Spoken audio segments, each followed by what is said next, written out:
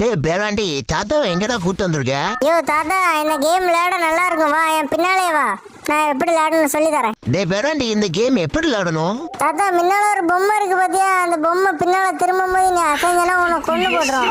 மயிராண்டி கேம்னு சொன்ன? ஆமா, இந்த கேம் பேரு do or die. Do or டையா? டே பேராண்டி தாத்தா செத்து போயிட்டாம நீ என்னடா பண்ணுவா தாத்தாவுக்கு?